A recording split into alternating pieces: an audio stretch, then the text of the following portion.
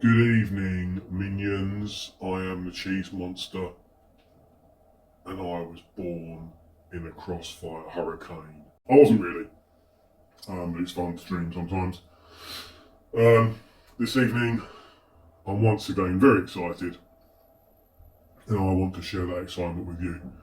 This evening, I have Gorgonzola Dolce, which is a DOP Italian cheese. I can't remember what DOP stands for.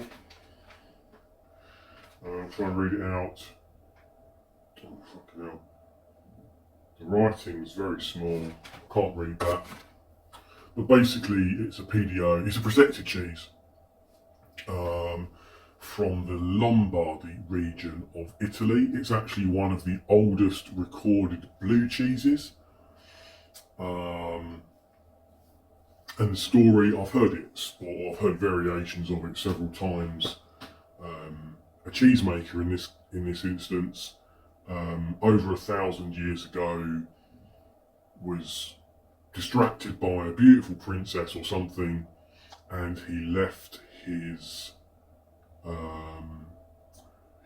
curds in a cave or something, and they went blue when he came back to them, and they were delicious and whatever. I'm fairly sure that's accurate anyway. It's all started to blur into one, because a lot of these cheeses tend to have the same story. Anyway, this is a pasteurised cow's milk cheese, like I said, from Italy. It's a soft, blue-veined cheese. It's described as being very creamy, very smelly. The packet says strength 3. I would argue that it's stronger than that. I would argue that it's actually strength 4. I tried Roquefort a few weeks ago, and this is stronger. This is definitely stronger than Roquefort. Let's have a look at the cheese. It is very, very soft. I've struggled. I mean, it holds together when I pick it up, but I can feel it giving way in my hands. I mean, I can hold it, I can swing it around, but I wouldn't want to stand still for half an hour with it in my hand. Firstly, it would melt. Secondly, it would make my fingers stink. And thirdly, it would almost certainly collapse at some point and fall on the floor. If we look at it's got a gorgeous smattering of blue throughout the cheese. You can see the veins there. You can see where the penicillium roqueforti has taken hold. Gives it a really, really gorgeous colour. It's not overly blue. It's actually a very sort of grey blue colour. But it's fairly consistent throughout the cheese, perhaps less so towards the centre. The rind, it's quite firm, very thin. Very thin rind, a millimetre or so, but it's quite solid. You can see where the blue pitting has sort of entered into the cheese. The rind apparently is not edible. I'm going to have to get a cloth, 1 second.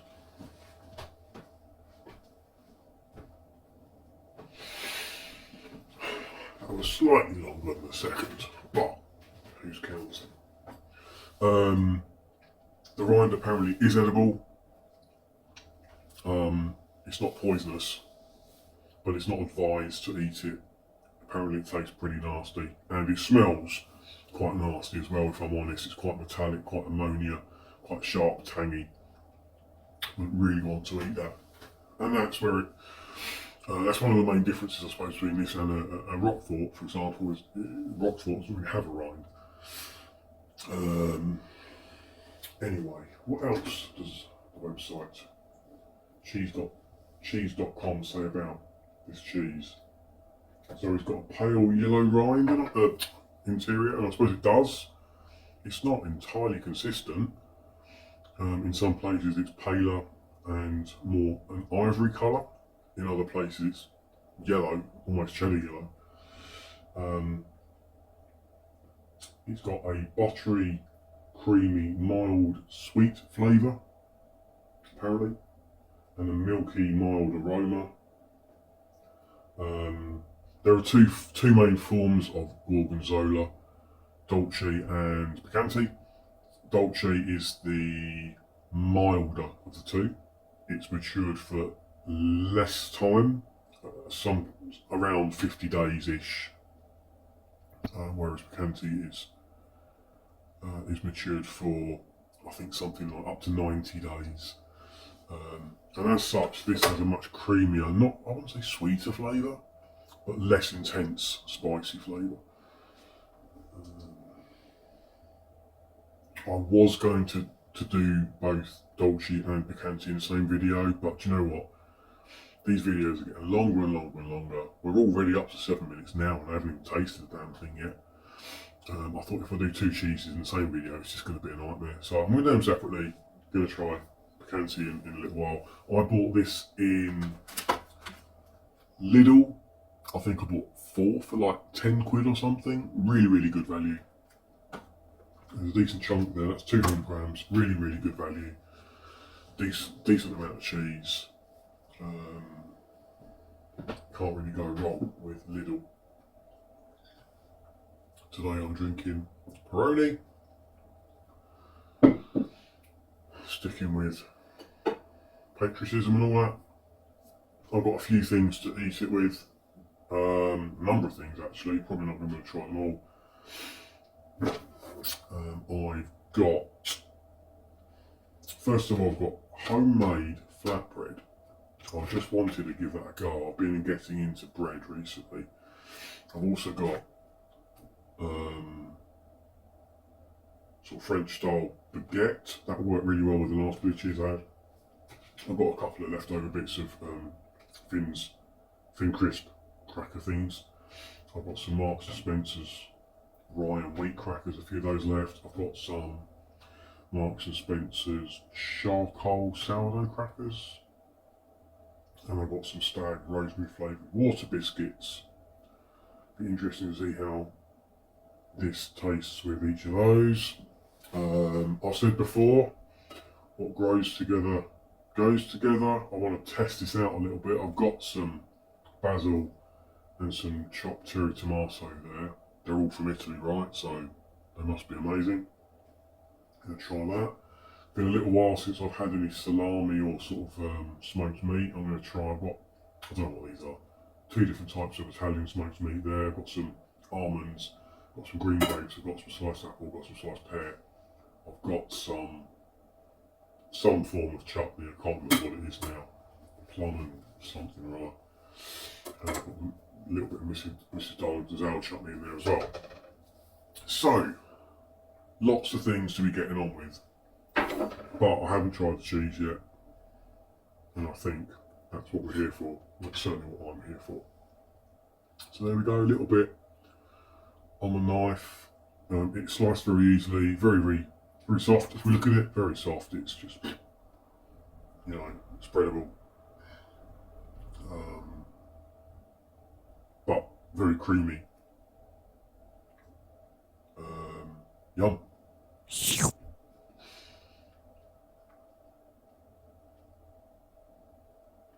Mm.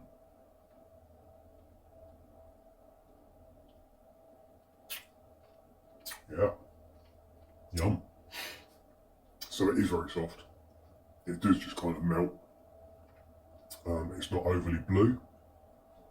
It's not overly salty. It's a good balance between the two. There is a sharp tang, ammonia sort of sharp tang.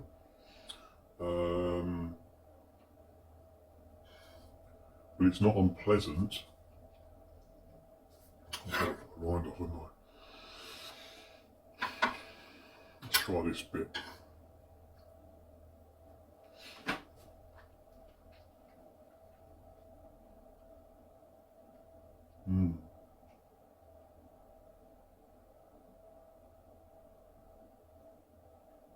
Very tasty.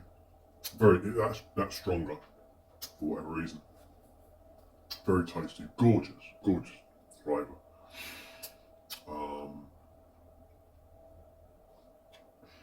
I don't think I would want to sit and eat all of this. I would probably be sick. It is quite rich, it is quite creamy. The flavour develops on the roof of your mouth, the back of your tongue. I can't really tell what it develops into. Interesting. Let's try it on the bread while it's still warm. Ooh, I've got a bit of animal dung. Right then. Don't know if that's a good thing or not. So there we go, just on a plain baguette really. Let's see how it goes.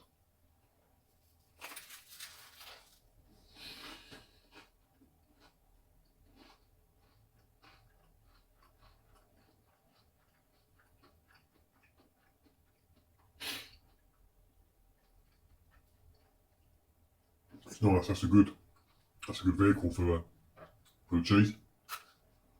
I mean, obviously you couldn't just pick it up and eat it. Not very easily anyway. So something solid and substantial like that is a really good vehicle for it. I'm going to just go for this now. Right, with a bit of basil and a cherry tomato. Just like that.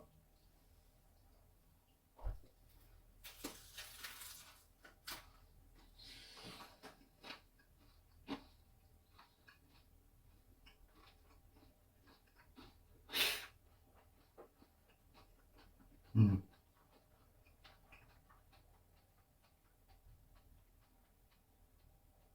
Mm. How very strange. I could tell there was cheese on the bread, but I could not for the life of me taste it. That's really weird.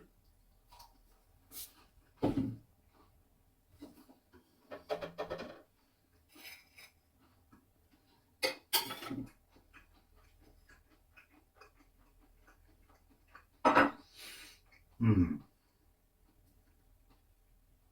So this is my homemade flatbread.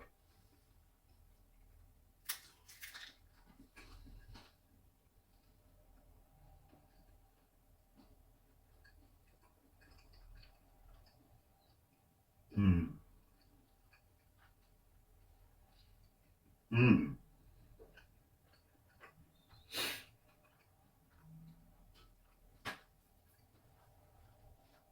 That's very nice. The bread is a bit chewy.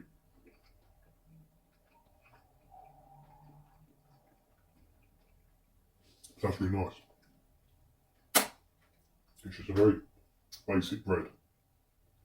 With flour, a little bit of salt, some oil, and some baking soda. And whatever debris was already on my chopping board. A bit of herb. So, quite basic. Like I said, a bit on the chewy side, but it's quite nice actually with the cheese.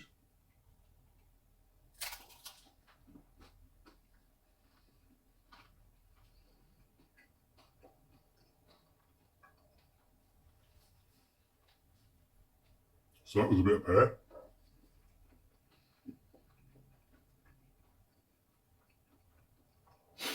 Mmm.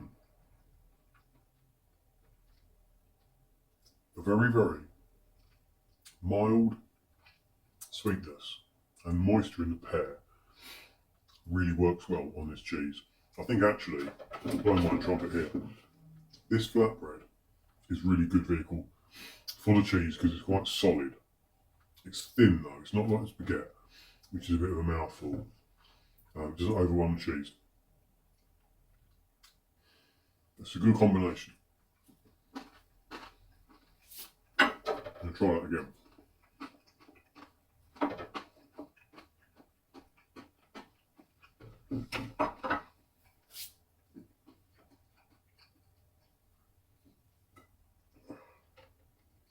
Try that again. I mean, it doesn't look much, but works.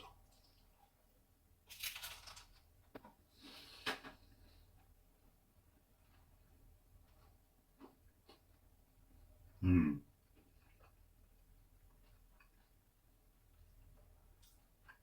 That is surprisingly good.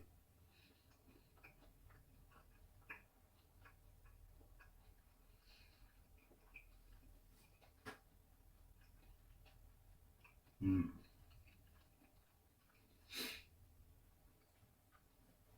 The blue still comes through, although it's been slightly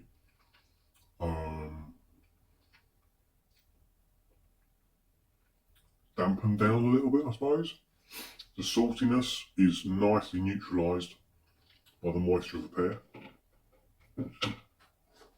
Try a bit with apple.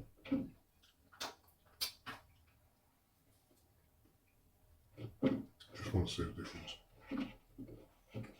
There we go, just with a bit of sliced apple.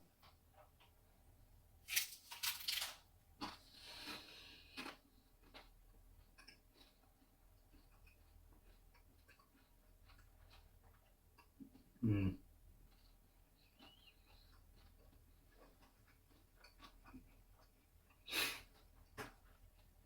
Yeah, no, that doesn't work at all. It's the wrong texture.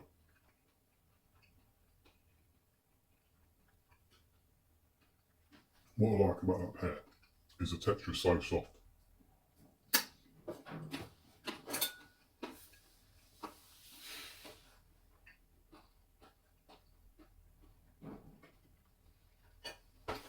I really want to try this. Both these sausages, I think, are going to be too salty in flavour. But we don't know until we try it, do we?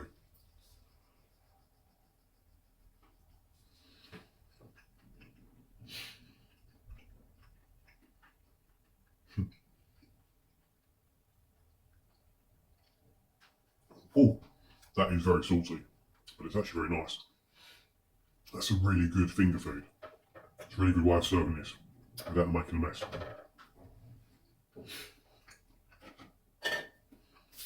Got some more.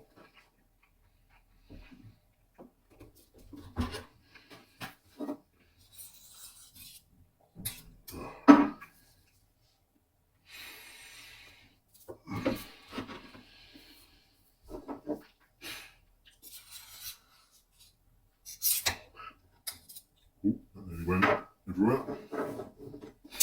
So what should we have it with now?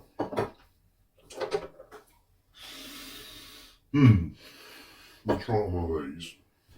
Get rid of the rind. I'll end up eating that. Bloody hell. Try one of these crackers. Try one of these crackers. Try one of these crackers.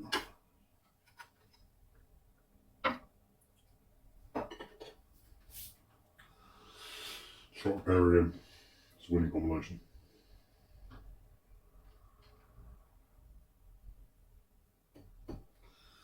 So this is the stag water biscuit with a slice of pear.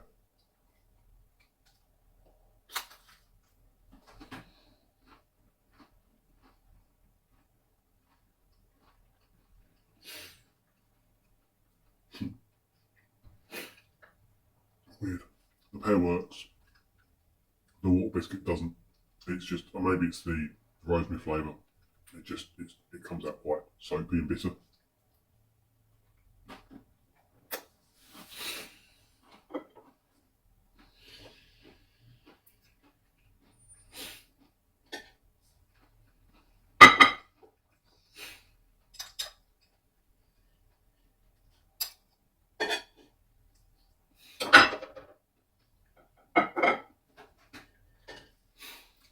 Let's try that on a M&S rye and wheat cracker.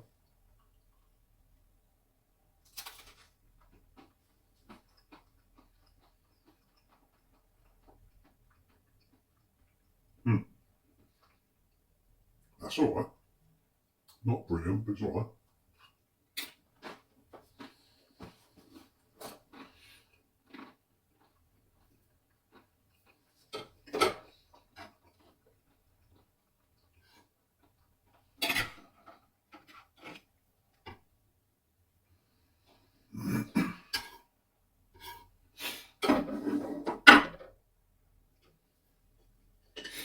Yeah. Let's try this one. This is a slightly sweeter relish.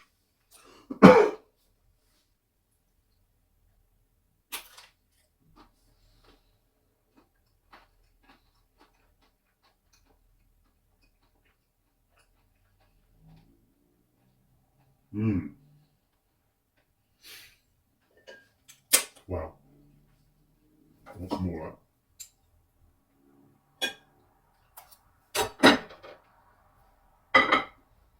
So this is a Marks and Spencer's charcoal sourdough cracker with, I want to say Mrs. Bridges fig, not fig, date and something, plum chutney or something like that. Really good, not too sweet.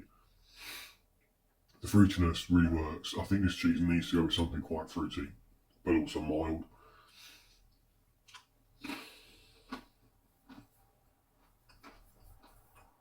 Mmm.